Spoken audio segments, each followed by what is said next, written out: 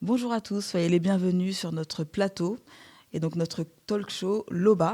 Ici, c'est un lieu dans lequel on parle de tout, on aborde toutes sortes de thématiques diverses et variées et surtout sans langue de bois.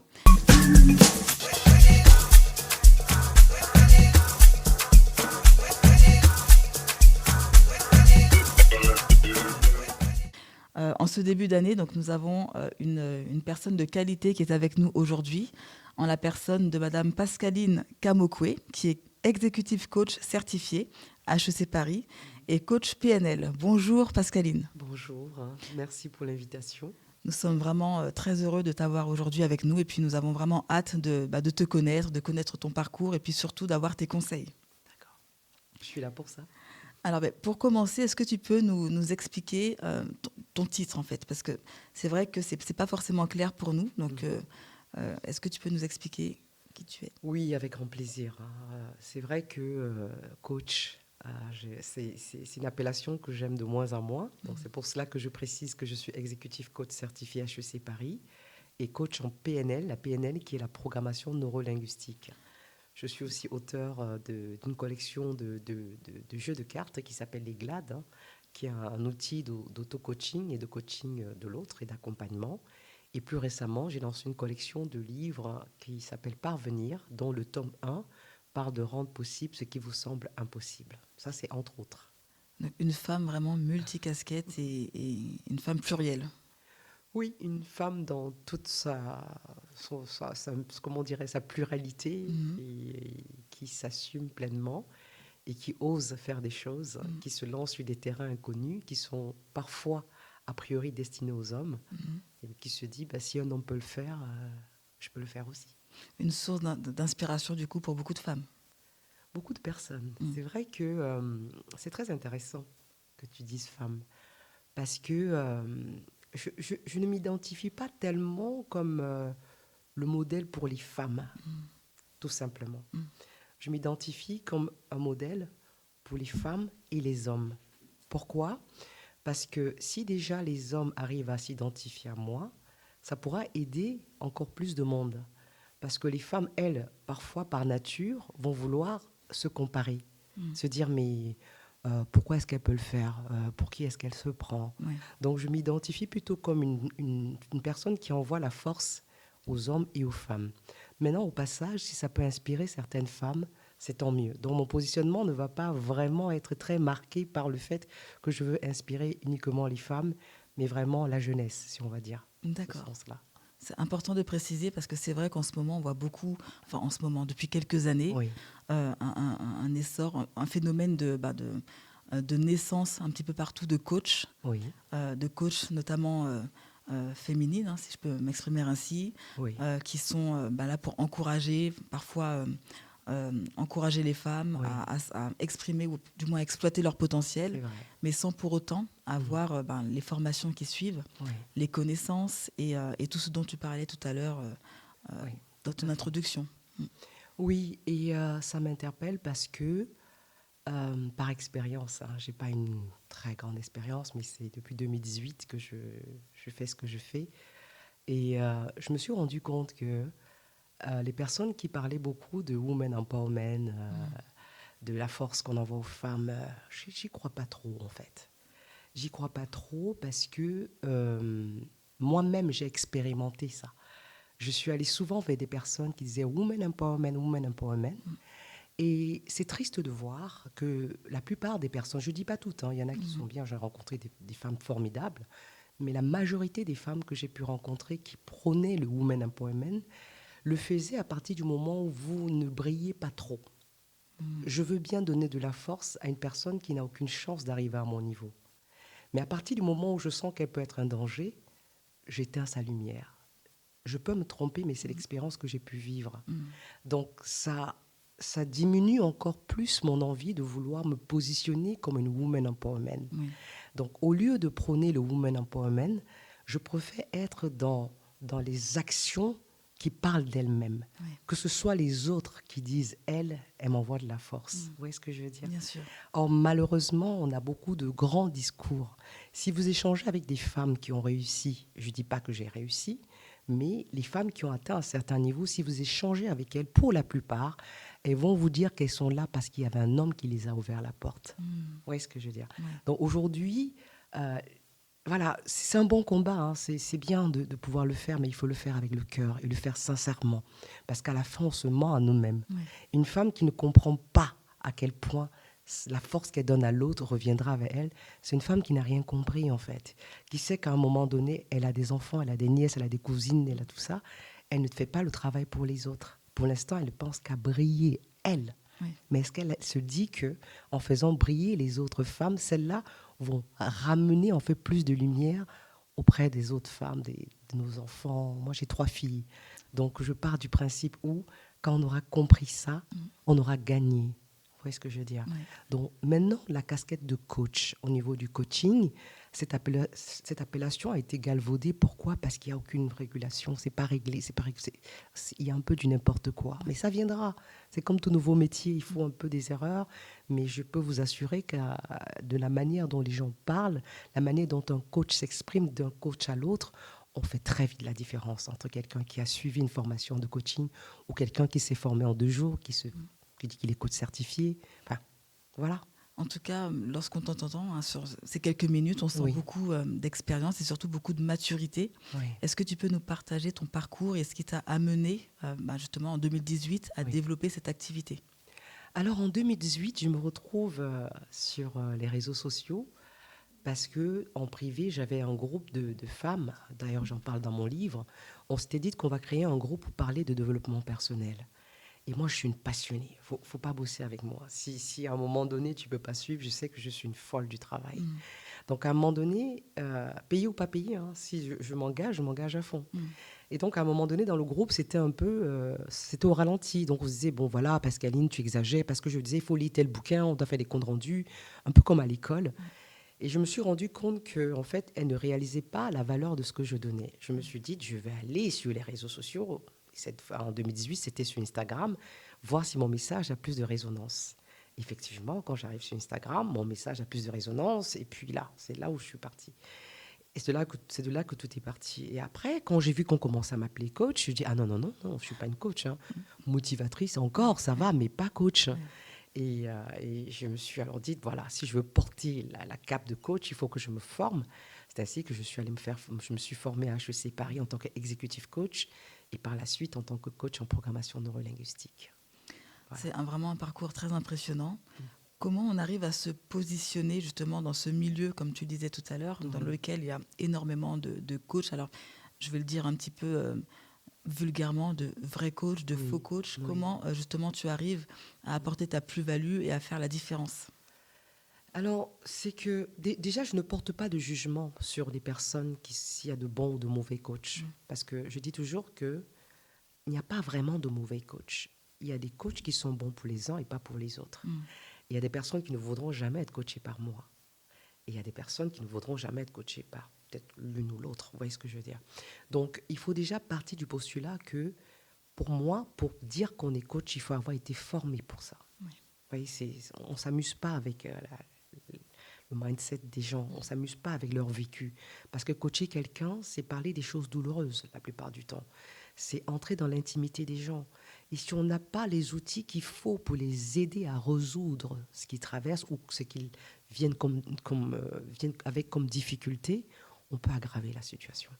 Donc c'est là où je me dis, il faut quand même se différencier.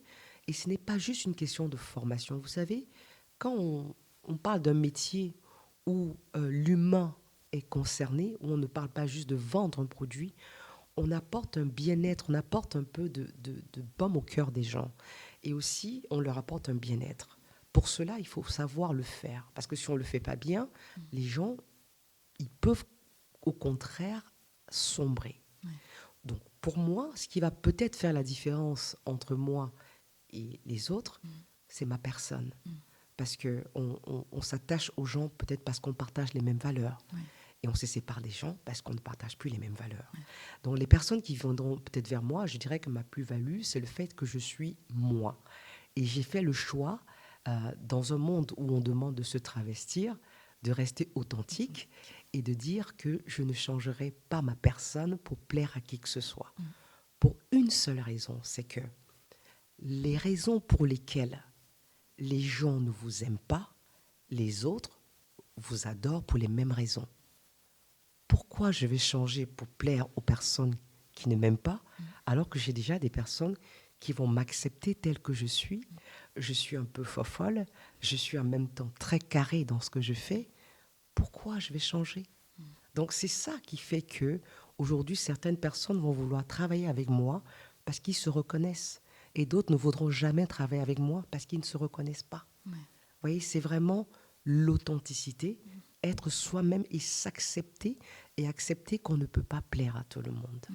C'est ça en fait qui fait que je travaille comme je travaille. Ça demande quand même de savoir prendre de la hauteur, d'accepter Oui. on ne peut pas plaire à tout le monde en fin de compte. Oui, c'est le plus dur d'ailleurs. C'est le plus dur parce que inconsciemment, on a besoin d'être aimé. Oui.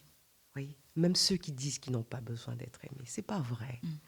Vous imaginez un monde où vous avez tout ce que vous voulez, vous avez tout, et personne ne fait attention à vous? Oui. Non, c'est pas vrai ça.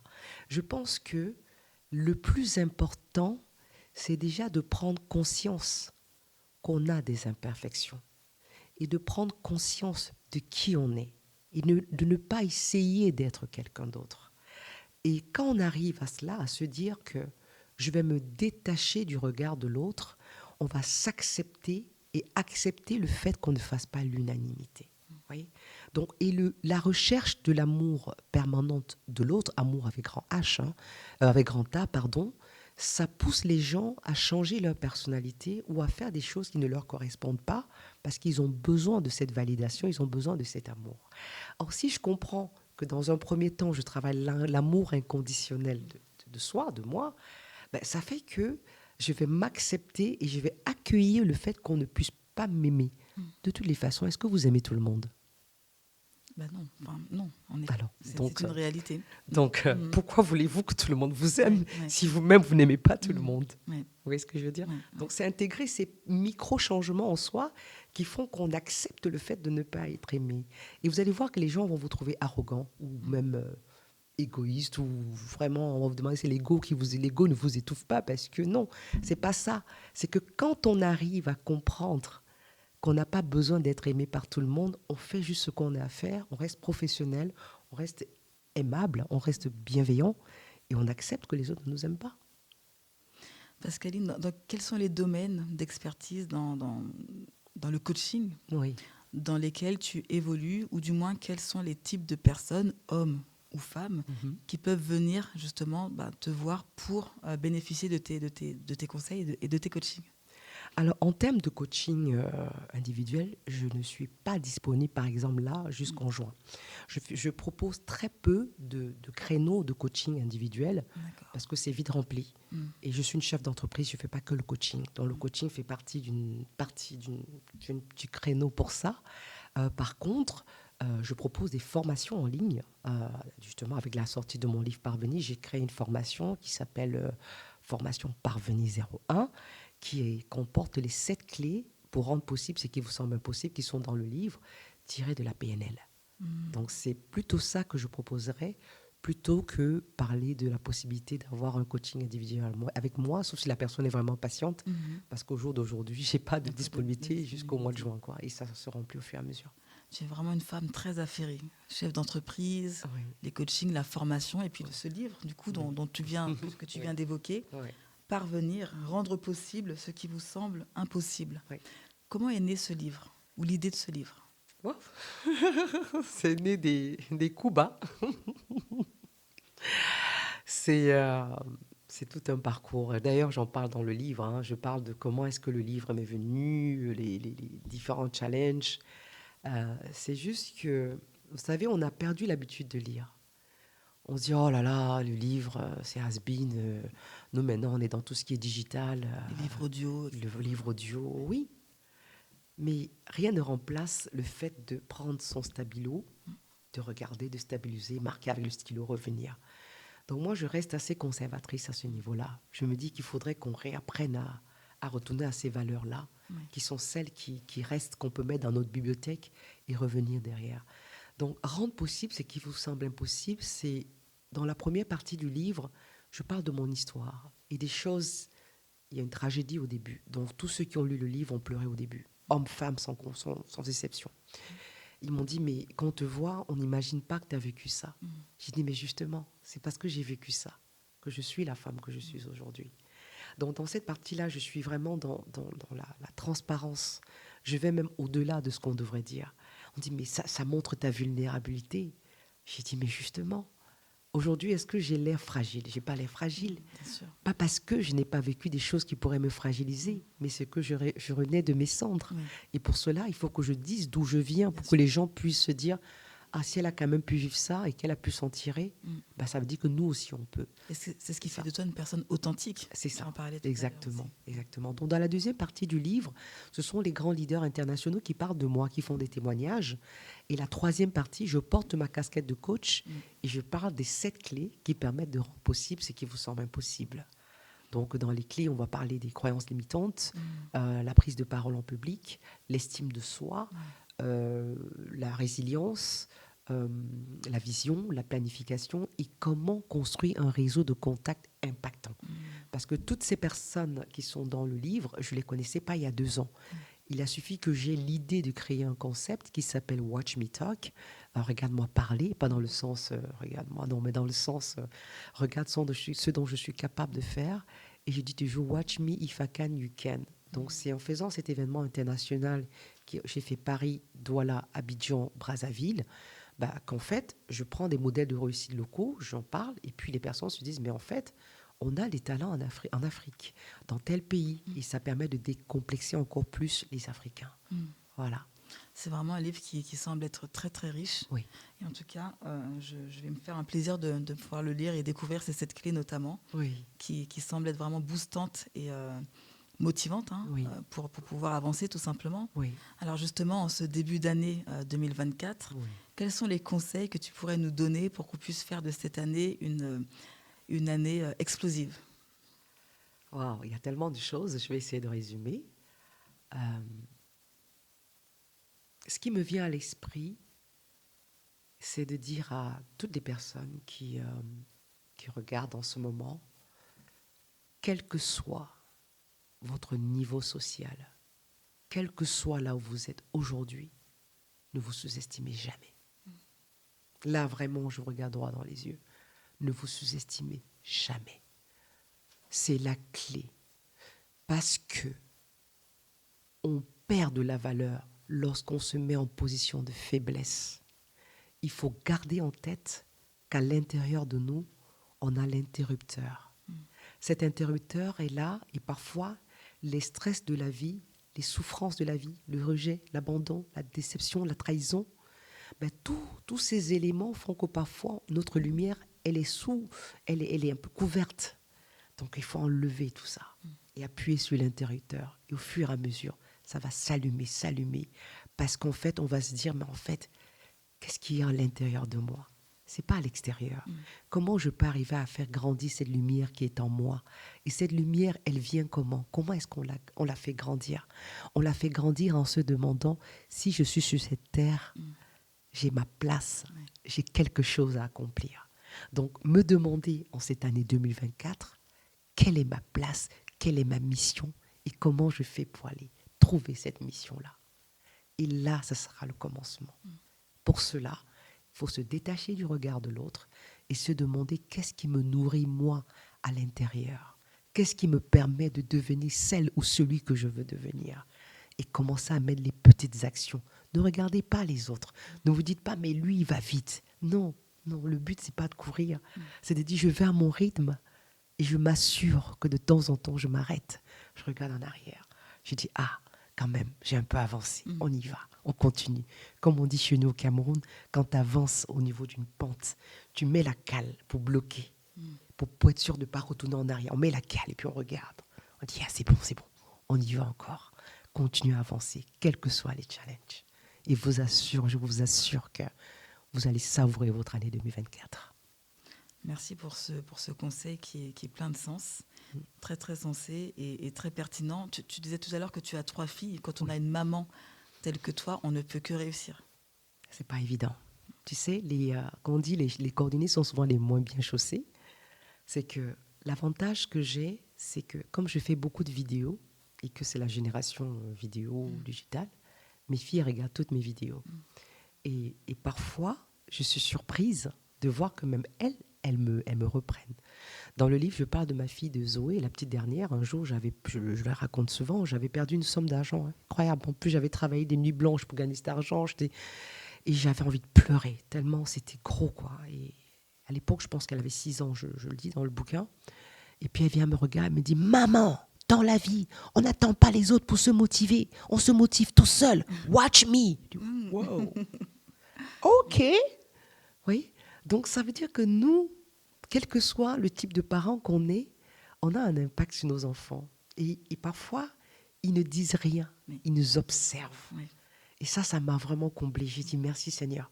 Parce que sans même dire aux enfants, asseyez-vous, je vais vous parler de comment vous comportez, ils nous observent, ils voient ce qu'on incarne. Oui. Et ce qu'on incarne, en fait, a une influence incroyable sur eux. Et puis, il voit surtout que vous êtes aligné Oui. avec ce que vous dites. Oui. Et ça, c'est très important. Oui. Au-delà des mots, il y a aussi le comportemental qui parle beaucoup pour nous. Surtout. Parce que eux, ils copient. Hein. Et on a beau mentir là, devant la caméra, faire les personnes parfaites. Voilà, je suis quelqu'un d'exemplaire. Les enfants en privé, vous ne pouvez pas tout le temps les mentir. Oui. Donc, et moi, je dis toujours, j'ai 3 filles et je veux qu'elles voient que le travail paye. Je veux qu'elles voient que, oui, on peut être une belle femme, mais décider de ne pas se limiter à ça. Et se dire que, ouais, c'est un bonus. Mais c'est un bonus qui peut aussi être empoisonné. Parce que vous savez, ça a les revers, hein, d'être une belle femme. Hein. Donc moi, ma beauté, j'ai dit aux enfants, la beauté, c'est là-dedans. Je crois qu'il y avait un hashtag qui était « Brand is the new sexy ». Ça veut dire qu'une femme aujourd'hui est sexy parce qu'elle est intelligente, parce qu'elle est talentueuse, parce qu'elle met le focus sur ce qui est là-dedans. Et c'est ça que je veux transmettre à mes enfants. C'est ça que je veux transmettre à la jeunesse. Dire, vous pouvez être de belles femmes, de beaux mecs, tout ça.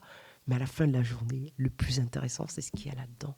Il faut vraiment écouter ce conseil parce que ça change tout. Ça change tout et ça nous permet vraiment de se dire qu'aujourd'hui, dans ce monde superficiel, hein, parce qu'il faut le dire, on est dans un monde superficiel, réalité, la superficialité, elle a ses limites. Oui. Elle a ses limites et je pense que la vraie richesse, elle est intérieure. C'est vrai. Elle est intérieure, elle est intellectuelle, donc intellectuelle, elle est intérieure et c'est ce qui est important. C'est ce qu'on doit retenir parce que, vous savez, la beauté n'est pas éternelle. Et oui. Oui, il vous est pas déjà arrivé de voir une fille qui physiquement, elle ressemble à rien, mais elle est charismatique. Oui, et oui. Parce qu'elle a travaillé l'intérieur. C'est vrai. Et vous allez voir une autre qui est magnifique, mais qui n'arrive même pas à marcher, qui marche de manière un peu comme ça. Oui. Parce qu'elle n'a pas travaillé l'intérieur. L'importance du mindset, de l'état d'esprit, de la confiance en soi. Ça ne se fait pas en un jour. Parce que quand je le dis là, certaines personnes vont se dire, bah oui, elle n'a pas de problème de confiance. Mais quand vous lirez mon bouquin, vous comprendrez que je n'ai pas toujours eu confiance en moi. C'est qu'à un moment donné, on fait un choix. Le choix de subir sa vie ou de la sublimer. Donc on décide de dire, non, je ne vais pas être une victime. Je vais être parmi les gagnants. Je veux pas être loser. Je veux qu'on me compte parmi les gagnants. Donc, et quand on prend cette décision, on choisit la manière dont on se parle. On choisit son environnement. On ne subit pas son environnement. Et ça, c'est important. C'est important que les gens comprennent qu'on n'est pas obligé de rester dans un environnement qui nous tire vers le bas, quel qu'il soit familial, amical, on n'est pas obligé. Et les gens ont du mal avec ça. Ils disent, mais non, je ne choisis pas, j'ai grandi avec eux. Non. Oui, tu as grandi avec eux, mais si tu te rends compte que c'est ton occasion de chute, il faut prendre une décision, ou si tu restes là, tu ne te plains pas. Le choix de subir sa vie ou de la sublimer. Oui. Le choix de subir sa vie ou de la sublimer. Oui. C'est une phrase qui résonne en tout cas en moi, qui résonne beaucoup. Oui. Merci beaucoup pour ces échanges, Pascaline. Est-ce que tu pourrais donner un conseil à la jante masculine et puis un autre différent peut-être à la jante féminine, comme ça tout le monde est content et tout le monde est servi, afin qu'on puisse clôturer cette émission. Oui, avec grand plaisir. Alors pour les hommes, le conseil que je peux donner, c'est déjà dès la naissance, vous avez le poids de la responsabilité familiale. Ce qui parfois peut être compliqué de se dire je vais être le chef de famille, je vais porter toutes ces charges-là. Les choses ont changé. Mettez plutôt le focus sur comment j'arrive à déployer mon plein potentiel, comment j'arrive à faire quelque chose qui me plaît, qui me passionne, de manière à ne pas voir le temps passer. Très tôt, si vous arrivez déjà à vous demander quelle est la chose que vous faites facilement sans regarder le temps, vous allez vous rendre compte qu'il y a quelque chose à creuser là-dedans et enlever le poids de « je dois absolument m'occuper de ». Première des choses, découvrez qui vous êtes, travaillez sur votre personnalité, travaillez sur ce que vous voulez devenir et vous allez voir que progressivement, les choses vont s'aligner. Allez-y. Pour les femmes, ce que j'ai envie de vous dire, c'est que vous êtes des reines et comportez-vous comme telles. Et bien sûr qu'on est souvent dans un combat où on parle beaucoup d'égalité homme-femme, ce que je comprends dans certaines mesures, mais je voudrais quand même rappeler que même dans un bateau, il y a un capitaine de bord. Maintenant, certains couples peuvent choisir que ce soit la femme, que ce soit l'homme. Voilà, c'est une question d'équilibre. Hein. Donc, au lieu d'être dans un combat de je veux rivaliser avec les hommes, je veux prendre la place de l'homme, cherchez plutôt le fait de se dire comment je peux être complémentaire avec l'homme. Qu'est-ce que je peux lui apporter de plus pour qu'on fasse une équipe? Parce que je dis toujours, un homme et une femme, on est des partenaires, on est des coéquipiers, quoi. On ne peut pas être en compétition pour savoir qui est le chef. Même dans une équipe de foot, quelle qu'elle soit, il y a un capitaine. Donc, ne vous trompez pas de combat, mes chéris. Dites-vous, quelle est ma place? Quelle est la place que j'occupe? Maintenant, si on parle des combats égalité homme-femme au niveau du salaire et tout ça, ça c'est autre chose. Parce que j'estime que si on a fait les mêmes études, on devrait avoir le même salaire. Donc, n'essayez pas de transposer ces combats-là à votre vie de tous les jours et de tout mélanger, parce que c'est ce qui se passe souvent. Elle mélange tout, je vais être l'égal de l'homme. Non, ça va revenir vers vous. Donc, essayez plutôt de vous demander comment j'arrive à m'assumer en tant que femme, comment j'arrive à trouver ma place, comment est-ce que j'arrive en fait à conserver nos valeurs africaines en étant moderne. Je suis très, très, très occidentale, comme on peut imaginer, mais je suis extrêmement ancrée dans mes racines africaines. Peut-être ce sont mes erreurs qui m'ont permis de réaliser cela. Peut-être que c'est l'environnement dans lequel j'ai évolué. Donc aujourd'hui, la manière dont j'éduque mes filles, je dis, vous êtes peut-être ici en Occident, mais n'oubliez pas d'où vous venez et on a nos valeurs auxquelles on doit être rattaché, qui dit que chacun a sa place dans une famille pour que ça puisse fonctionner. Donc c'est le conseil que je donnerais à une femme qui m'écoute aujourd'hui. Et je dis amen aux deux conseils, je ne peux rien dire d'autre. Vraiment des conseils très très précieux. Merci beaucoup pour ton temps. Je sais que tu es très très occupée. Oui. Donc merci de nous avoir donné l'opportunité d'être présente avec nous aujourd'hui. Je te remercie. Qu'est-ce qu'on peut te souhaiter pour l'année 2024 à notre tour? Alors, surtout la santé. La santé. C'est vraiment la santé. La première chose qui me vient à l'esprit. Et aussi... qu'est-ce que je peux vouloir? La paix, parce qu'en fait, dans la vie, le reste, hein, quand on est en paix avec soi-même, qu'on a la santé, et de continuer à faire ce que j'adore faire, qui est vraiment partager, vraiment impacter positivement la jeunesse. C'est tout ce qu'on te souhaite, Pascaline. Merci beaucoup. Merci beaucoup pour tes conseils, et puis on se dit à très bientôt. À très bientôt. Sur notre plateau. Merci. Merci.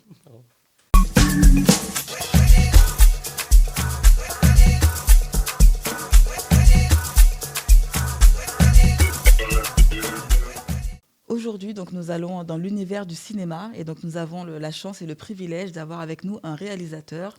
Bonjour Bernie. Bonjour. Sois le bienvenu sur notre plateau Loba. Merci beaucoup, merci pour l'invitation. Très très heureuse de te recevoir aujourd'hui. Également. Et hâte de découvrir ton univers, mais cette fois-ci, si je peux m'exprimer ainsi, de l'autre côté de la caméra. Ouais, c'est le cas de le dire. Totalement, ouais. C'est le cas de le dire, c'est ça. Alors qui es-tu, Bernie? Est-ce que tu peux te présenter, te décrire en quelques mots? Moi, c'est Bernie, j'habite à Aubervilliers, j'ai moins de 30 ans, je suis réalisateur sur les plateformes de streaming ou comme sur le cinéma classique traditionnel. Et en fait, je suis clairement un amoureux des tournages. Je fais ça depuis une quinzaine d'années maintenant. Je ne sais pas faire grand-chose d'autre de toute façon.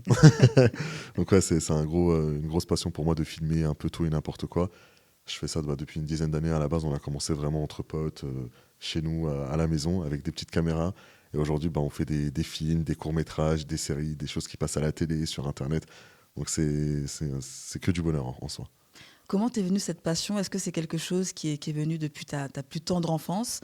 et que tu as développé au fur et à mesure, peut-être en regardant des films, des séries ou, est-ce que tu peux nous en dire un petit peu plus? Comment ça t'est venu? C'est vraiment depuis très petit, Mhm. vraiment depuis jeune âge, j'ai des souvenirs qui remontent à très longtemps. En fait, c'est vraiment le côté raconter des choses, mais mettre en fait la lumière sur des faits. Alors je sais que c'est très bizarre dit comme ça depuis tout petit, mais j'ai toujours voulu raconter des histoires, toujours voulu mettre en avant certaines choses. Et avec le temps, j'ai su c'est ce que je voulais faire très rapidement. J'ai eu cette chance en fait, parce qu'il y en a à mon âge, bah, malheureusement, ils ne savent pas ce qu'ils ont envie de Bah faire oui, dans la vie. complètement. Mais en fait, on s'est donné les moyens, ça a été très compliqué. Mais voilà, tant qu'on fait des histoires qui passionnent les gens, qui intéressent les gens, bah moi j'ai réussi mon objectif personnellement. Mais c'est intéressant parce que la plupart des gens vont nous dire qu'ils veulent devenir acteurs, par exemple, ou Ouais. actrices. Mais toi, tu avais vraiment cette volonté d'être derrière la caméra. C'est ça. Mm. Bon, après, je pense que ça fait pas, il n'y a pas tout le monde qui est comme ça, mais il y a aussi le côté un peu connu, je marche dans la rue, je fais des autographes, etc. Ça attire pas mal. Mais en fait, réaliser derrière la caméra ou travailler devant la caméra, la difficulté, elle est énorme en soi. C'est-à-dire qu'il y a une personne qui va inventer l'histoire, l'écrire, la scénariser, faire en sorte de trouver l'argent, etc. Il y a une personne devant la caméra, bah, sur lui, il y a toute la responsabilité de je vais incarner le personnage. Après, c'est chacun ses goûts et ses motivations, mais ouais, c'est à peu près la même chose. Alors, est-ce que tu peux nous parler un petit peu de ton parcours? C'est-à-dire, est-ce que tu as fait des études dans le domaine ou est-ce que tu es autodidacte? Un parcours Raconte-nous un petit peu tout ça. très chaotique hein, pour, pour ceux qui le connaissent. Non, en fait, j'ai tout appris tout seul avec la personne avec qui on a commencé. On était plusieurs à commencer. On n'avait pas d'argent, malheureusement, pour s'inscrire dans les écoles de cinéma. Des écoles qui sont littéralement à 2 rues de chez moi. Mais qui ont un coût Oui, voilà. conséquent. Exactement, c'est ça. Bon, aujourd'hui, avec l'expérience, on se dit c'est pas très cher même. Mais quand on était jeune, on n'avait pas l'argent. Des fois, on l'a toujours pas, c'est un peu compliqué. Et on a dû apprendre tout à l'ancienne. Alors maintenant, autodidacte, ça veut tout rien dire parce que maintenant, il y a plusieurs youtubeurs qui vont t'expliquer dans toutes les langues du monde, il y a plein de tutos, il y a plein de machins. Et nous, à l'époque, on n'avait pas ça. C'est-à-dire que quand on comprenait pas à quoi sert ce bouton, on dormait pas pendant 3 jours jusqu'à ce qu'on comprenne à quoi sert ce bouton. Donc il y a vraiment le côté puriste en fait qui est venu en moi. Et on a dû, comme tout le monde, malheureusement, à l'époque, en 2010, à l'époque du 7D, on a dû faire des tournages gratuits, on s'est planté, on a compris comment ça fonctionne, etc. Et je me rappelle, en fait, à l'époque, il y avait Deliveroo et Uber Eats qui venaient d'arriver en France. Et j'ai pédalé comme un fou, j'ai acheté un vélo, je me suis acheté ma première caméra, je l'ai cassée. Donc j'ai repédalé comme un fou, j'ai racheté une deuxième caméra, on me l'a volée. Et en fait, ça a toujours été ça. Et rien que par respect pour ça, en fait, je peux pas. On prenait nos caméras, on s'enfermait avec Hamza de Ameprod, que je salue. On essayait de comprendre comment ils font, comment ça se passe. On regardait vraiment tous les tutos. Il y en avait vraiment pas beaucoup à cette époque. Et aujourd'hui, Dieu merci, on a tout appris tout seul. Et en fait, c'est même un plaisir parce qu'on forme des gens. Et on fait ça même des fois gratuitement parce que c'est un gros kiff, en fait. Donc ça suscite vraiment un sentiment de fierté. Ah ouais, totalement. Totalement, ouais, totalement. Et donc, du coup, est-ce que tu dirais que ton parcours a été semé d'embûches? Beaucoup. Tu parlais du fait, du coup, que tu aies dû travailler pour financer ton matériel. Exactement, ouais. Donc, parle-nous un petit peu du coup, des expériences, des difficultés que tu as rencontrées. Il faut savoir, en fait, que le cinéma, il y a encore une vingtaine d'années, c'était quelque chose de très fermé. Surtout moi qui viens de banlieue, c'était pas des métiers qu'on connaissait, tout simplement. Heureusement, on a eu une première génération avant nous qui nous ont ouvert les portes. Mais en fait... c'était vraiment compliqué, c'est-à-dire que lorsqu'on s'inscrivait dans un festival ou lorsqu'on voulait acheter un matériel en particulier ou lorsqu'on voulait accéder à certaines portes, c'était fermé de chez fermé, quoi. Et on n'allait pas du tout dans le discours victimaire, on s'est dit on peut le faire nous, en fait, aujourd'hui, clairement. Et comme on le voit depuis 2-3 ans, on a des saisons qui sont excellentes. On a Kerry James, on a Les Misérables, Lajdi, on a Diggy Diarra, Malgré eux. Et en fait, on a réussi, pas moi personnellement, réussi à faire en sorte que le cinéma soit ouvert pour tous et à tous et qu'on est capable de raconter des histoires qui nous passionnent. Donc ouais, ça a vraiment été très compliqué. Le cinéma, c'est quelque chose qui coûte extrêmement cher, le matériel, le savoir-faire, les prestations, etc. Mais on a dû se débrouiller pour faire en sorte d'en arriver quand même à là. Ça n'a pas été facile. Aujourd'hui encore, on n'y croit pas vraiment, mais on est arrivé finalement, quoi. Et que c'est le début de l'aventure encore. Et en tout cas, on te félicite pour ça parce que c'est vraiment exemplaire. Mais du coup, justement, à ce sujet, aujourd'hui, on constate qu'il y a vraiment de grosses pointures dans la réalisation qui sont présentes sur la scène. Hein. Quelles ont été tes motivations? Comment se motiver à se dire je vais y arriver, sachant qu'il y a ces monstres entre guillemets qui sont déjà présents? Comment on arrive à se faire sa place en fait? Il faut savoir que la plupart des gens qui ne sont pas dans le milieu nous prennent pour des fous. Et honnêtement, je les comprends. C'est-à-dire qu'au lieu d'aller travailler comme tout le monde, avoir une fiche de paie et avoir un salaire décent, Non, on aime se compliquer la vie. Je sais pas, c'est comme ça depuis la naissance. Et en fait, on a un espèce de rêve. On se dit, mais nous aussi, on a envie d'avoir notre part du gâteau. Nous aussi, on a envie d'être présent sur le podium. Et on nous fait comprendre que c'est compliqué. Et je parle même pas des autres, je parle même de notre propre entourage, des gens qui n'y connaissent pas grand-chose au final. Mais c'est un travail d'arrache-pied. En fait, l'indépendance, franchement, l'autoproduction, c'est la meilleure chose parce qu'au début, c'est très compliqué, mais une fois que tu y arrives, il n'y a rien qui peut t'arrêter, en fait. Et aujourd'hui, on est sur des films à très gros budget, c'est chose qu'on n'y croyait pas du tout. Il y a 2 ans, j'ai gagné un festival régional et même je suis allé en national. Mon film m'a coûté, mais grosso modo, 3 000, 3 500 euros. Ah oui, Et il a conquéré contre des films qui ont coûté 600 000, 700 000, parrainés par telle boîte, telle personne. Et on se dit rien que le fait d'avoir été projeté avec ces gens-là, la victoire, on la cherche même pas. C'est déjà une victoire en elle-même. Ouais, en fait, il y a eu un travail parce que les gens, ils voient juste en fait, le côté ok, je crée une histoire, je la fais, etc. Mais nous, on a eu plus d'handicap que ça. On est parti de moins que rien. Le zéro, on aurait aimé l'avoir, on est parti de moins que zéro. Mais tout ça, ça prouve que c'est possible. En fait, lorsque vous avez un objectif à atteindre, vous travaillez dur comme tout le monde. Et on a limite donné notre vie à ça. Moi, j'ai même pas 13 ans, j'ai même pas 30 ans. Oulala. J'ai même pas 30 ans, ça fait une quinzaine d'années que je fais ça. Donc forcément, ça pouvait que être bénéfique à la fin. En tout cas, on sent quand même une force de caractère qui t'a permis du coup d'arriver là où tu es. C'est-à-dire que la plupart des personnes auraient abandonné face aux personnes, comme tu disais tout à l'heure, de leur entourage, qui sont parfois des freins pour notre ascension, et puis sans parler des autres. Donc on sent quand même une force de caractère chez toi qui t'a permis d'arriver à ce... C'est quelque chose malheureusement qui est obligatoire. Moi, quand je regarde mon frère ou ma sœur, c'est des gens qui ont réussi leur vie. Et moi, je suis là, le vilain petit canard, quand on a la trentaine, mais on a des modes de vie clairement de lycéens. On n'a jamais d'argent, on n'a pas de fiche de paye, on n'a pas de boulot stable. Demain, on veut louer un appartement, c'est pas possible parce qu'on n'a pas de quoi prouver. Tu étais intermittent du spectacle, du coup Oui, c'est ça. En fait, c'est ça. L'intermittence, c'est l'une des meilleures choses qui existent dans ce pays. Mais avant même de toucher à l'intermittence, par exemple, demain, je vais aller à la banque faire un prêt. Dire, ok, t'es gentil, t'es mignon, tu fais des beaux films, mais je peux pas t'accorder le prêt. Donc, en fait, il y a quand même quelque chose où on se sacrifie beaucoup et les gens ne le voient pas. En fait, c'est pas juste un sacrifice financier, c'est un sacrifice familial, amical, scolaire, amoureux. Mais le plus important pour moi, c'est que les gens rentrent dans la salle, ils voient le film, ils voient le générique, ils applaudissent. Et juste pour ces 30 secondes, même pas ces 10 secondes-là, ça valait toutes ces années de sacrifice, en fait. Il n'y a que ça que moi, je retiens personnellement. Tu parles de sacrifice amoureux, c'est étonnant parce que j'aurais pensé que dans ce milieu, justement, la gente féminine, peut-être... Oh là, pas du tout. C'est totalement l'inverse. Il y a des réalisateurs, ils sont appelés sur un projet sur 6 mois à l'étranger, ils n'ont pas le droit de prendre leur famille. Madame, elle attend 6 mois à la maison et ça se passe très mal. Les intermittents du spectacle, encore ça va, mais par exemple, il y a des régisseurs qui font, j'abuse même pas, qui font peut-être 5 heures du matin, minuit, c'est-à-dire qu'ils dorment que 4 heures dans la journée. Et c'est très dur. Franchement, c'est très dur de concilier vie de famille et vie cinématographique. Après, ça arrive. C'est pour ça que la plupart du temps, les personnes en couple, c'est des personnes du milieu. C'est un peu plus représentatif quand on dit, par exemple, si je parle de Neymar, si je parle de Ronaldo, les gens vont dire, oui, c'est normal, c'est des superstars, etc. Mais dans le cinéma, à une plus petite échelle, c'est comme ça. C'est très, très dur la vie amoureuse quand on est dans le cinéma. Il y en a qui y arrivent, il y en a qui n'y arrivent pas, comme moi. Mais au final, on essaye de s'en sortir quand même, quoi. Mais c'est marrant parce que tu disais tout à l'heure, mon frère et ma sœur, ils ont réussi leur vie. C'est ça. Et moi, je suis le vilain petit canard. C'est ça. Tu considères aujourd'hui que tu n'as pas réussi ta vie malgré du coup, toutes ces victoires dont tu parlais tout à l'heure? En fait, il y a quelque chose qui fait plaisir, c'est-à-dire que parmi les miens dans le métier, je suis reconnu pour ce que je fais. Donc déjà, moi, c'est symbole de réussite. Après, c'est clair que dans la vie, il y a des choses, mais vraiment toutes simples, que j'aurais aimé avoir, que je n'ai pas eu. Là où quelqu'un, jeune diplômé d'une vingtaine d'années, il aura déjà. Mais on n'a pas les mêmes standards aussi. Au final. Alors c'est très bête ce que je veux dire, mais aujourd'hui, la réalisation, les films, c'est un kiff. Je ne considère pas ça comme un travail. Et encore aujourd'hui, à 30 ans, je ne sais même pas ce que j'ai envie de faire dans ma vie, parce que ça, c'est une passion.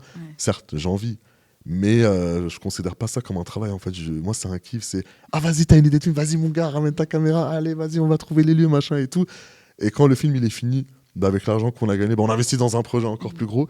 Et j'ai beaucoup travaillé. Franchement, je suis le mec qui a fait le plus de métiers dans la vie. Ça, c'est entre livreur, serveur, réparateur, vendeur, etc. Ça, c'est des métiers. Mais sinon, aujourd'hui, j'ai pas de métier stable parce que pour moi, ce que j'aime, c'est pas un métier. Enfin, c'est un métier, tu m'as compris, mais j'aime tellement ce que je fais que je considère pas ça comme étant un métier. Je pense qu'on aimerait tous arriver au stade de pouvoir se dire, aujourd'hui, mon métier, c'est ma passion. Je suis un privilégié. Franchement, j'ai beaucoup de chance à mon âge de continuer à faire ce que j'aime. Un grand privilégié, ouais. Après, je sais pas demain si j'ai des enfants, comment ça va se passer. Ça va être un peu plus compliqué. Mais pour l'instant, je suis un grand chanceux en fait de faire ce que j'aime encore aujourd'hui. Et du coup, en tant que réalisateur, lorsque tu regardes des films à la télé, etc., ou tu vas au Ouais. cinéma, est-ce que tu as un œil très critique? En fait, je profite même plus du film. C'est une déformation professionnelle. Mhm. Je dis, ah, mais ça, comment ils l'ont fait? Et ça, ils l'ont répété combien de fois? Et là, il y a une erreur. Et là, ceci, cela. Aujourd'hui, j'arrive plus à. Enfin, bien entendu, j'apprécie le film comme il est, mais je peux pas m'empêcher de, à chaque fois, regarder le détail de comment ça se passe. Ouais, j'ai plus ce truc où je kiffe, en fait. Enfin, si, je kiffe, mais j'ai plus ce truc où, comme tout le monde, je me pose, je regarde le film, je profite, mais il y a toujours ma tête qui va à droite, à gauche, qui essaie de comprendre le machin, et ceci, et ça. Bon, c'est marrant. C'est bien. Tu disais tout à l'heure, Bernie, que tu fais de la formation, il me semble. C'est ce que tu C'est ça. disais. C'est ça. Quel conseil tu pourrais donner aux personnes qui souhaiteraient se lancer dans la réalisation? Les gars, faites. Il n'y a pas de conseil, je vous jure, faites-le. Ouais, mais je connais personne, j'ai pas de caméra. Franchement, faites-le. Si moi ça a été mon défaut pendant très longtemps. Je me suis dit, je veux faire un truc bien, mais en fait, le truc bien, tu l'auras jamais dès le premier coup. C'est impossible. Comme tout le monde, en fait, tu vas faire un film, ton film il sera éclaté. Voilà, faut dire les termes, il sera éclaté au sol. Mais c'est parce qu'il est éclaté que le deuxième sera meilleur, et tu vas comprendre le pourquoi du comment t'en es arrivé à là. Vraiment, mon conseil, il est vraiment bête. Hein. Je suis pas, on dirait les mecs un peu sur Instagram, les coachs de vie, etc. Mais faites-le, ça va être nul, il faut accepter que ça soit nul, mais c'est parce que ça va être nul que, ah mais attends, le son il est pas bon, on va peut-être investir dans un micro, ah mais attends, cet acteur-là il a pas joué, donc on va faire de meilleures répètes, ah mais finalement et tout, et au fur et à mesure ça va vraiment ressembler à quelque chose, mais si tu te lances pas, si tu veux que ça soit parfait dès le début, bah tu vas jamais le faire en fait, et au final tu vas le faire, ça sera quand même nul, et tu vas être déçu de toi, et combien de personnes ont arrêté et ont abandonné leur carrière parce qu'ils se pensaient pas au niveau. C'est pas que t'as pas de niveau, c'est juste que tu t'autorises pas à perdre et tu t'autorises pas à être nul. Et malheureusement, tu peux pas apprendre à courir si t'as pas appris à marcher. Mm. Ça va de ça. Merci pour ton conseil. Il n'y a pas de souci. Est-ce que tu peux nous mettre un petit peu dans le secret des dieux? Quel est ton prochain projet? Et quand est-ce qu'il sera Franchement, là, j'ai de quoi travailler pour le restant de ma vie. Là. Je te cache pas, il y a tellement de projets, il y a tellement d'histoires. Même si je ressuscite une deuxième vie, j'aurai pas le temps de finir ce que j'ai. En ce moment, je m'intéresse beaucoup aux troubles psychologiques. J'aimerais bien faire des films de ça. Ça va très bien, les gars, vous en faites pas. C'est des films, c'est des scénarios. J'aimerais bien faire des histoires un peu comme ça. Les tocs, ce genre de choses. Un peu surtout, en fait, tous les traumatismes, des choses parentales, la santé, les troubles psychologiques. Je suis en train d'écrire un film comme ça là-dessus.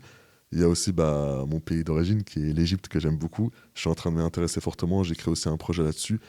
On est en train de faire des reportages, des documents. Franchement, il y a trop de trucs. Donc, il y a beaucoup de choses. Là, en fait, mon truc du moment, c'est vas-y, je me pose sur quoi. J'ai tellement envie de tout faire et bien, mais il faut que je prenne 2-3 projets pour l'année et je me consacre uniquement dessus. Mais ouais, il y a beaucoup de projets qui vont arriver. En tout cas, on te souhaite vraiment de réussir et puis de continuer à t'éclater comme tu le fais. Merci ça se beaucoup. ressent vraiment que tu C'est parfait alors. que tu t'éclates. Ouais, merci beaucoup. Merci en tout cas pour cette interview. Merci à toi. Et puis on se dit à très bientôt du coup alors, sur les plateaux ou derrière la caméra, je sais pas comment on dit, mais à très vite. Sur les plateaux de tournage. À très vite, merci beaucoup. C'était agréable.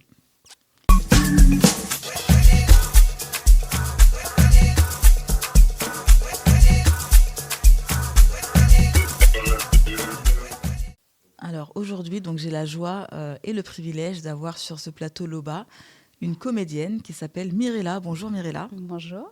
Très contente que tu sois avec nous aujourd'hui. Moi aussi. On a hâte de discuter ensemble et de rentrer un petit peu plus dans ton univers cinématographique. Du coup. Alors Mirella, qui es-tu? Est-ce que tu peux te présenter en quelques mots? Alors, Mirella. Mirella est courageuse. Mirella est... alors, est-ce que c'est un défaut? Est-ce que c'est une qualité? Perfectionniste et persévérante. Voilà. Ce qui t'a amené jusqu'ici, aujourd'hui, j'imagine. Exactement. Alors du coup, parle-nous un petit peu de ton parcours, Mirella. Comment en es-tu arrivée à vouloir devenir comédienne? Alors, ça m'est venu... j'étais petite. Enfin, je devais avoir 8 ans. J'ai commencé la danse classique dans une école et il y avait des cours de théâtre à côté. Et comme mon papa venait toujours me chercher en retard, donc du coup, moi, j'allais espionner ceux qui faisaient du théâtre. Et malheureusement, Mirella n'était pas forte en maths. Ah. Donc, je ne pouvais pas faire des activités. Et on m'avait dit, tu choisis soit la danse classique, soit le théâtre. Donc, j'aimais tellement la danse. Donc, j'ai choisi la danse. Mais je savais qu'un jour, j'allais forcément un jour prendre des cours de théâtre. Donc, j'ai persévéré, j'ai travaillé mes maths. Et puis, par la suite, je suis rentrée en France à l'âge de 15 ans. Parce que tu étais où auparavant? En Guyane française. D'accord. Et par la suite, je suis rentrée en France. J'ai participé à un concours de beauté. Et comme j'étais très timide, j'ai dit, pourquoi pas, tiens, je vais prendre des cours de théâtre. C'était un peu aussi pour essayer de t'extérioriser. Voilà, extérioriser. Et du coup, en prenant ces cours de théâtre, voilà, ça a enchaîné parce que du coup, j'ai fait le concours de beauté. J'étais parmi les finalistes. Et dans la salle, il y avait monsieur Hubert Koundé qui a joué avec Vincent Cassel dans La Haine. D'accord. Et qui m'a remarqué et qui a dit belle présence scénique. Donc, est-ce que tu aimerais faire du théâtre? Est-ce que ça te dit? J'avais pas gagné ce soir-là malheureusement, mais je faisais partie des finalistes. Et il m'a dit ça et je lui ai dit ben oui, pourquoi pas, j'aimerais bien. Donc il m'a dit j'ai une amie qui travaille chez TF1 et qui ouvre son école sur la diversité. Elle est gratuite, mais ça sera sur casting. Donc du coup, j'ai passé le casting. Et puis, c'est comme ça que l'histoire a commencé. Mais à ce moment-là, tu étais toujours de nature timide? Ça s'est débloqué quand j'ai pris les cours de théâtre juste avant le concours de beauté. Et donc, une passion est née? Voilà, une passion est née. Et du coup, en fait, c'était évident, en fait. C'était évident pour moi. Donc, voilà, j'ai continué. Et puis, par la suite, ça a été... des propositions de second rôle, après de premier rôle, et voilà, ça s'est fait comme ça. Et quels ont été tes débuts, du coup, en tant que comédienne? Dans quel style de pièce de théâtre ou Alors, dans mon école, ce qui était bien, c'est qu'on avait une salle où on pouvait faire des spectacles. Et j'ai joué une pièce qui s'appelait Salina, de Laurent Godet, que je vous invite à lire, qui est très très bien.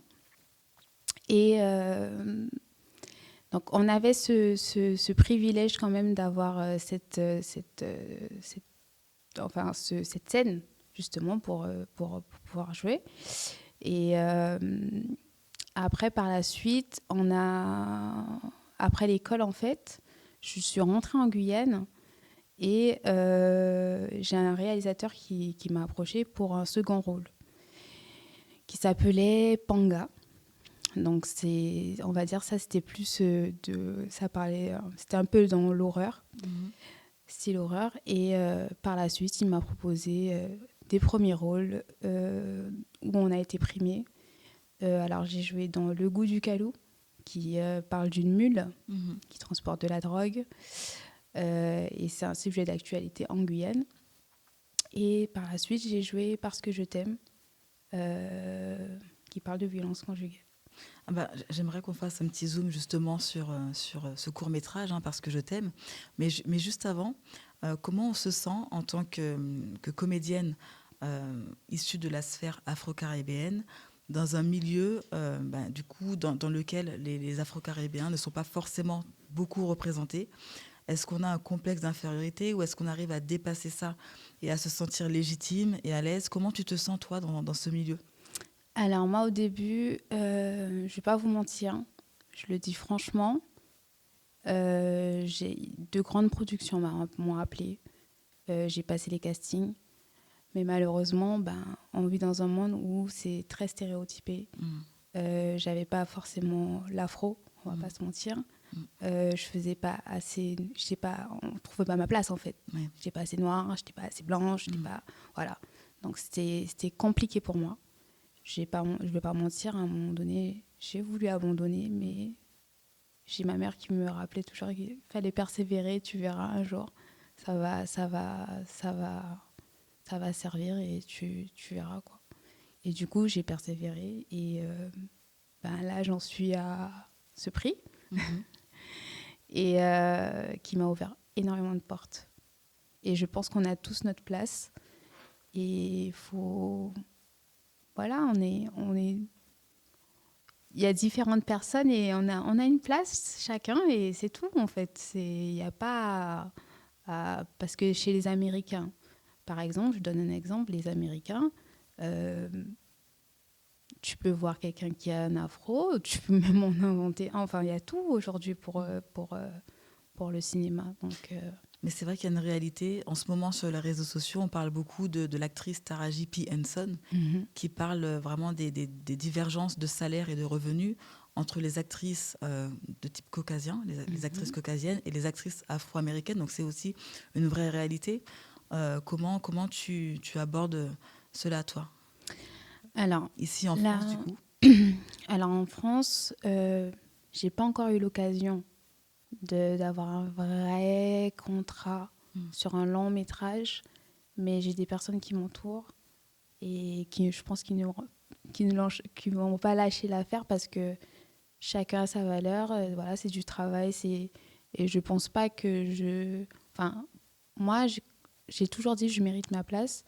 C'est un travail comme un autre. Et je vois pas pourquoi il y aurait une différence de prix par rapport à ma couleur de peau. Donc tu balayes ça du Ah revers oui, de la main. ah, bien sûr, Et c'est certainement aussi une bonne attitude à adopter. bien sûr. Alors du coup, tu as tourné dans un court-métrage, Parce que je t'aime, qui aborde les violences conjugales. C'est surtout en tant que femme, c'est une thématique qui est très difficile certainement à aborder. Comment tu as fait pour t'imprégner de cet univers, cette atmosphère et de ton rôle finalement? Alors, parce que je t'aime, en fait, c'est tout simplement, je l'ai vécu. Et si je suis devant vous aujourd'hui, c'est parce que j'ai eu de la chance, tout simplement. Waouh! Donc une expérience vécue Exactement. Exactement. qui t'a du coup permis de... D'extérioriser et qui m'a permis aussi de faire mon deuil à moi. Donc si là je suis là aujourd'hui, c'est parce que j'ai su dire stop. Et comme je dis toujours, un coup mal placé peut... excusez-moi. Un coup mal placé peut terminer la vie de quelqu'un. Donc j'ai fait ce court-métrage-là avec plaisir. Le réalisateur ne savait pas que je vivais ça. Il l'a su après. Et comme j'ai dit, le message est passé parce que quand on l'a projeté au Grand Rex, j'ai entendu des insultes. J'ai entendu... les gens ils étaient en colère. J'ai vu des jeunes femmes sortir de la salle. Moi-même, je suis sortie de la salle parce que... Et le film était en train de passer toujours. Hein. Je suis sortie de la salle parce qu'en fait, je me disais, mais... En fait, c'est dur de se voir à l'écran comme ça. Je ne vais pas vous mentir. C'est très dur de se voir à l'écran comme ça. Et de le revivre parce que ça faisait un moment que je ne l'avais pas revu. Et sur un grand écran comme ça, oui. Avec 3000 personnes dans la salle, c'est... Voilà. Et je sentais il y avait une tension, je sais pas, il y avait un truc dans la salle et je suis sortie et j'ai vu des filles pleurer. Et elles sont venues me voir et m'ont dit mais comment Et après elles me racontaient leur expérience, des choses comme ça et je leur expliquais il y a ça comme solution, il y a ça comme solution. On a vraiment le sentiment que ça a été thérapeutique pour toi. Et du coup, est-ce que quand on est amené à participer à ce genre de projet, est-ce que quelque part on se dit pas on a un message à faire passer, on veut vraiment qu'il y ait un impact justement sur les femmes en l'occurrence, Oui. quoi qu'il y a aussi des hommes qui subissent, Bien qui sûr, subissent ça, bien sûr, mais il y a des hommes aussi. j'imagine que tu as vraiment un message fort à faire passer au travers de ton jeu de comédienne. Oui, il y avait un message à faire passer parce que, comment expliquer, j'étais en plein procédure judiciaire, donc on reçoit des représailles, du chantage, beaucoup de personnes vous tournent le dos. Voilà, il y avait pas mal de choses. Et en fait, moi, j'avais besoin de montrer à ces femmes-là que malgré ça, je suis là. Je suis encore là. Et n'ayez pas peur. S'il faut le faire, faites-le. Et j'ai eu pas mal anonymement, j'ai eu pas mal de personnes qui sont venues me voir en privé sur les réseaux sociaux et que je conseillais et tout. Et je fais partie aussi d'une association en Guyane qui s'appelle l'Arbre Fromager. Donc, quand je peux aider, j'aide. Et voilà, en fait, c'était vraiment pour leur montrer, je suis dans mon combat, je n'abandonne pas. Et je suis fière aujourd'hui de dire que j'ai gagné mon procès. Donc, il ne faut pas abandonner, en fait. C'est vrai, c'est dur. C'est un... Voilà, la justice, malheureusement, ils sont lents. Hein. Mais dans ce truc-là, essayez de prendre sur vous, essayez de je sais pas, vous recentrer sur vous-même. Par exemple, moi, j'ai un peu voyagé, j'avais envie des fois d'être un peu seule, vraiment de se recentrer sur soi-même pour savoir aussi, parce que assez souvent, les femmes comme ça, c'est soit on les approche parce qu'elles ont été vulnérables à un moment donné, soit il y a un truc dans l'enfance qui s'est passé, ou soit il y a de la dépendance affective. Et je leur dis tout le temps, aimez-vous. Aimez-vous d'abord. On a vraiment, comme je disais tout à l'heure, le sentiment que ce court-métrage, il est tombé à pic parce qu'il a été vraiment une réelle thérapie pour toi. Et est-ce que tu as été bien entourée? Alors, tu parlais de ta mère tout à l'heure. Oui. J'ai bien été entourée. J'ai mes parents, il y a 2 jours, ont fêté leurs 26 ans de mariage. Et ça fait 40 ans qu'ils sont ensemble. Ils ont une très belle histoire d'amour. D'ailleurs, j'ai raconté à un invité. Et en fait, en voyant mes parents, j'ai compris c'était quoi l'amour. Parce que mon père, il a fait un AVC. Et c'est à ce moment que j'ai été vulnérable. Et c'est à ce moment que cette personne on va dire, est venue vers moi. Et le fait de voir que mes parents sont toujours aussi liés, et voilà, depuis mon enfance, j'ai toujours été baignée dedans, quoi. Donc aujourd'hui, je sais c'est quoi, quand on dit pour le meilleur et pour le pire, j'ai vu dans le pire ce que c'était. Donc voilà. Tu as une histoire vraiment très touchante, Mirella. C'est très touchant tout ce que tu nous partages, et merci du coup de nous partager ces choses qui ne sont pas forcément simples à communiquer et à dire. Est-ce qu'on peut dire que pour l'avenir, au travers de tous les projets auxquels tu vas participer, est-ce que tu as toujours cette volonté de transmettre quelque chose? C'est-à-dire que est-ce que lorsque on te fait des propositions, tu vas plus aller vers celles qui sont porteuses d'un message fort ou prendre le tout venant entre guillemets? Alors, par exemple, cette année, on m'a envoyé des scénarios. Je les ai lus. Je me rappelle, j'étais à Londres. Donc moi, je me levais un peu plus tôt pour lire parce que j'avais une centaine de pages à lire. Et ça ne m'a pas percuté, on va dire ça comme ça. L'histoire ne m'a pas percuté. J'ai pas ressenti... une fois que si je ressens rien, j'accepte pas. Je préfère laisser la place à quelqu'un d'autre. Si je sens que ça me touche, j'accepte. Et je ne sais pas si je peux le dire. Là, j'ai accepté dernièrement quelque chose qui va se faire en 2025. Et je ne vais pas trop en parler. Vous verrez. Et qu'est-ce que j'allais dire encore? Je voulais dire quelque chose, j'ai oublié. Mais en tout cas, du coup, on a compris que tu vas vraiment dans le sens de tes valeurs, tout simplement. Voilà. Des valeurs qui te représentent et qui sont les tiennes. Mais si, par exemple, j'ai fait Le goût du calou, ça parlait des mules. Donc après, on intervenait dans les lycées pour montrer aux jeunes que voilà, c'est pas quelque chose de simple et on peut en mourir. On ne sait pas qu'est-ce qui nous attend à la fin. On ne sait pas qui en prend, on ne sait pas qui... Voilà. C'était un message aussi, le fait de jouer Le goût du calou. Et parce que je t'aime, j'avais besoin de le faire. C'était un besoin, et comme par hasard, Marvin Ngoyom, qui est franco-camerounais, c'est quelqu'un qui lance des messages très très forts. Tu sors de la salle, c'est soit tu rigoles, soit tu pleures. Avec lui, c'est comme ça.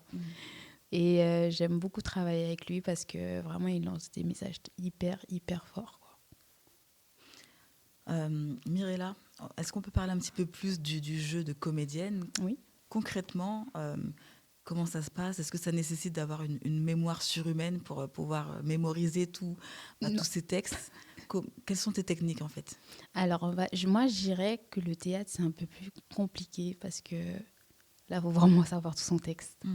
Tandis que sur un tournage, il y a toujours quelqu'un pour vous rappeler. On peut dire, allez, stop, on relit le texte et après, on reprend. Mais quand tu arrives sur scène, quand tu es au théâtre, il faut savoir tout ton texte. Et là, si tu le sais pas, mais il y a cette adrénaline aussi qui fait que... je sais pas comment expliquer, il y a cette adrénaline qui fait que, je sais pas, le texte, il est là, il est là, mais je dirais que le théâtre, c'est un peu plus compliqué pour moi. Est-ce que tu as une astuce peut-être ou une anecdote à nous partager aujourd'hui? Alors, sur Salina, par exemple, j'ai joué, alors je vais rester mon texte et tout, et j'arrive devant l'autre comédienne, et en fait, j'ai eu un bug. Et du coup, on a improvisé, et après, on a retrouvé le bon. Voilà, exactement. Et c'est passé. Et c'est passé, personne n'a rien remarqué. Bon, comme quoi. Personne n'a rien remarqué. Donc, finalement, il y a aussi la possibilité d'improviser, en quelque sorte. Oui, bien sûr. Oui. En tout cas, merci beaucoup, Mirella, pour toutes ces anecdotes partagées. Et, on sent vraiment qu'il y a quelque chose de profond qui ressort de tout ça. Est-ce que tu as peut-être un conseil à donner à toutes ces personnes qui regardent le cinéma, les séries, les comédies, les pièces de théâtre et qui n'osent peut-être pas se lancer, mais qui souhaiteraient le faire? Qu'est-ce que tu peux leur conseiller? Si vous sentez que vous avez envie d'être sur cet écran et que vous voulez transmettre des émotions, faites-le en fait. Faites-le. Il n'y a pas besoin de faire pour moi, personnellement, il n'y a pas besoin de faire ni de formation, ni... voilà, c'est soit tu l'as pas. Tu vas faire des castings. Il y en a plein qui n'ont pas fait d'école. Et pourtant, ils sont là. Ouais. Donc, c'est soit tu arrives à transmettre les émotions au public, soit tu n'y arrives pas. Et je trouve que c'est un petit peu un problème en France parce que mon prof, il était américain. Et nous, il nous a appris la méthode américaine.